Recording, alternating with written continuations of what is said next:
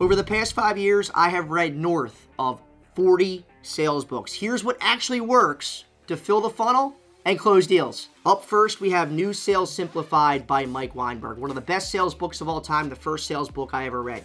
Biggest takeaway from the book: in order to be successful as a salesperson, you need to have a strategic list of target accounts, and that list needs to be finite, focused, written, and workable. Salespeople who are successful in developing new business have a finite list. Keyword here, finite. Too many accounts, your efforts as a salesperson are stretched too thin. You can't give the attention you need to each account. Too few accounts, you don't have enough targets you could hit, so you're going to spend more time checking your fantasy football lineup on Yahoo or ESPN than actually prospecting in to new business. And this list, another keyword here, it needs to be focused. You're going to choose these accounts for the right reasons. These target accounts, the strategic list, it's going to resemble your best customers. What do they look like? Similar size, similar location, maybe the same vertical, same industry. Most importantly, the accounts that you're going after have the same problems your best customers had or have that you solve. Next up, we have Fanatical Prospecting by Jeb Blount. Amazing book for prospecting, and Jeb is one of Mike Weinberg's closest friends in the sales community. Biggest takeaway from this book: your pipeline is your lifeline. Prospecting is the most important, number one job, responsibility for salespeople. It's more important than closing deals. And in the book, Jeb talked about the 30-day rule. So that rule says the work you're doing right now in this 30-day span is going to pay off 90 days from now. So in 90 days, if I don't have a lot of deals that I'm working, if my pipeline is weak, that means right now, this 30-day span, I wasn't prospecting. Don't piss your future self off. Prospect every single day. Another great book from Jeb Blount is Objections. If you're struggling with handling objections, you need to check this book out. Biggest takeaway: you need to start leveraging and using a ledge statement. A ledge statement is a memorized automatic response to rejection that doesn't require you to think at all. So this statement, whenever you get an objection, this statement is going to give your brain 1, 2, maybe 3 seconds to process that objection, to figure out how you best want to handle it to move the conversation forward. An example of a ledge statement is "that makes sense." So whenever you get hit with an objection, start it by saying "that makes sense." That's going to give your brain a few seconds to process, to figure out how to best handle it, to move that conversation forward. All right, up next, we have The Lost Art of Closing by Anthony Iannarino. Anthony is best friends with Jeb and Mike. So those guys hang out in the same sales circles, and some of the best authors of the best sales books ever written. The biggest takeaway: salespeople, stop focusing on closing the deal and start focusing on helping the prospect win. If the prospect wins, you win, in that order. If your solution isn't the right fit, that's okay. You're not the right fit for everybody. Going back to Mike Weinberg's point, you're going to be a fit for your target strategic list. If that person, if that account doesn't fit into that list, invite yourself out of the conversation and introduce that prospect to somebody who's a better fit, with a better product, a better solution that will solve their problems better than yours. Because this world is small. It might seem big, but this world is small. That prospect will remember, and you're going to have zero chance to meet with that prospect again because they have a bad taste in their mouth because you sold them a product that wasn't the right fit. Start focusing on helping versus closing. All right, up next, How I Raised Myself from Failure to Success in Selling, Frank Bettiger. This is one of my favorite sales books of all time, and it's a super simple read. I think is it 100 pages? 150 pages? Really, really easy read, really powerful book. Biggest takeaway from this book was a story that Frank told. He was trying to sell a customer life insurance, and the customer said, "No, I don't want to buy your life insurance due to finances. It's too much money." Frank didn't take that answer at face value. Frank asked a few follow-up questions and found out the real reason why he wasn't getting that sale, why this customer wasn't buying the insurance, is because the customer didn't think the insurance covered his son. And of course it did. Frank was able to get the sale. Whenever you get a no from a prospect, and this isn't going to work all the time, but whenever you get a no from a prospect, do your best to ask a couple follow-up questions to understand the reasons behind the no.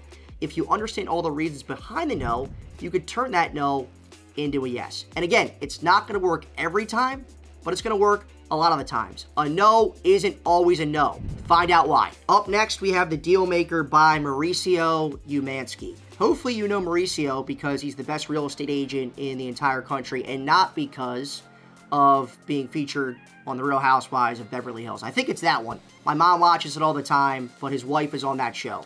Anyway, one of the best new books that came out the past year on sales. So a super interesting read. And my biggest takeaway from this book, guys, and it's going to sound obvious, know your shit. Know your product, know your service inside and out. Know your industry inside and out. I've been selling the product I sell at IBM for the past 2 years. I know my product very well. But I can't tell you the last time before reading this book that I did any sort of research on my industry. I read industry articles. I used to do that for 30 minutes every single day when I was just starting out, and I've got complacent with it. You need to know not only your product, but the industry, best practices, what's new. You need to know this stuff. Know your shit. If you know your shit and you're an expert in your field, that's going to build trust with the prospect. Up next, we have Gap Selling by Keenan. This was a beast of a book. So many great takeaways from this book, guys. If you're an account executive, this is the book for you. It's the best book on how to run discovery conversations. My biggest takeaway from the book, the initial response to one of your questions that you ask a prospect on a discovery call, their initial response, that is surface level.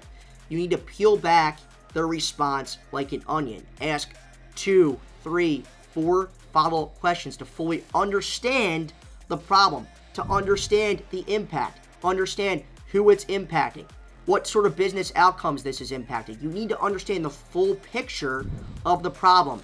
Don't just take their first response and move on and open up another question sequence. Dig into that problem. 2, 3, 4 follow-up questions. Discovery is the most important part of the sales process. Next up, we have How to Get a Meeting with Anyone by Stu Heineck, one of my favorite sales books of all time. Fun fact, I was featured on Stu's podcast 5-6 years ago, so I'm a big fan of Stu. Biggest takeaway, I've talked about this on the channel numerous times: cold calling, cold emailing, social selling. Those avenues are not always going to work. They're saturated. Your prospects are getting the same messages, the same cold emails, the same cold call, the same message in their LinkedIn from hundreds of salespeople. For your A-plus accounts, when you need to break into an account, grab a prospect's attention, what are you going to do? You need to be audacious, creative, do things that are a bit risky to break into an account. You're going to do things that no one else is willing to do. This was 5 years ago. I was trying to break into this financial service company that was pretty large in Philadelphia. My cold calls weren't getting answered. My cold emails weren't getting responded to. My direct messages on LinkedIn weren't getting answered. I did some research on the person that my company wanted to meet with, and I found out he was a big Irish guy. Always went to Ireland every year with his family. He ran a couple Irish organizations in Philadelphia. So what I did is I found a website that you create custom Irish flags, and I got his family emblem, family name, I forget what it was, on the flag. I sent him the flag. I had a handwritten note. I tied that flag into what we did at the company I sold for, and you best believe the next time I called the office, he took my call, we booked a meeting. Here's another example of something you could do to close a deal that's creative, audacious, and it's by one of the best creative salespeople in the world, Dale Dupree. And up next, we have Sell It Like Sirhan by Ryan Serhant, one of the best sales books of all time. I'm a huge Ryan Serhant fan, if you notice here. The Serhant team, expansion always, in all ways. Biggest takeaway, the 3 F's of sales. Follow up, follow through, and follow back.